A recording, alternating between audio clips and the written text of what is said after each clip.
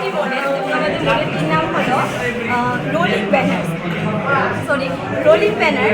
তো আমরা প্রায় দেখতে পাই যে পাহাড়ে যে টার্নিং এলাকাগুলি রয়েছে সেখানে প্রচুর পরিমাণে অ্যাক্সিডেন্ট হয় এবং এই অ্যাক্সিডেন্টগুলিতে মানে প্রচুর লোক মারা যায়, অনেকে তো হাসপাতালে পৌঁছানোর আগেই মারা যায়। তো এই সকল মৃত্যু বা অ্যাক্সিডেন্ট থেকে আমরা বাঁচতে এই মডেলটির সাহায্যে কিছু প্রচেষ্টা করি। কীভাবে? যদি গাড়ি চালানোর সময় কোনো ব্যক্তির মনোযোগ গাড়ি চালানোতে না থাকে তাহলে কী হবে, অ্যাক্সিডেন্ট হতে পারে। এই টার্নিং এলাকাগুলিতে প্রচুর পরিমাণে অ্যাক্সিডেন্ট হতে পারে। এই সময় এই রোলিং ব্যানারগুলি আমাদের সেই অ্যাক্সিডেন্ট থেকে বাঁচতে সাহায্য করে। কীভাবে?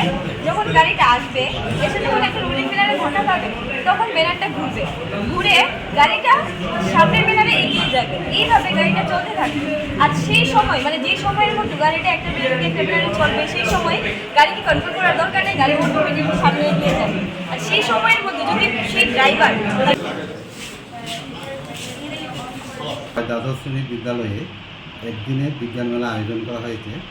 তো এইখানে যারা এসছেন জেলাভিত্তিক ব্লক থেকে, প্রতিটা ব্লক থেকে 4টা মডেল এসছে এবং সম্ভবত প্রত্যেকটা ব্লক থেকে 4টা স্কুলে এসছে।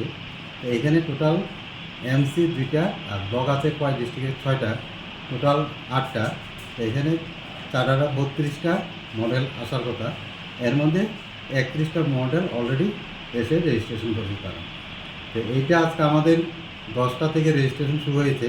আমরা 11টার সময় বিদ্যালয় এবং আমাদের স্পোর্টস অফিসের যিনি ডেপুটি ডাইরেক্টর আছেন উনি এসেছেন। আমরাও এটা যথারীতি উদ্বোধন হয়ে গেছে, এখন চলছে মেলাটা এবং 4টা পর্যন্ত মোটামুটি এই মেলাটা চলবে।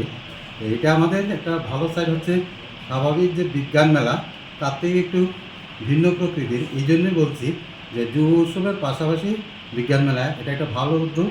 আমি চাইব যে ভবিষ্যতেও যাতে এই ধরনের ছাত্রছাত্রীদেরকে নিয়ে রাম মন্দিরে কেমন চলে যায়।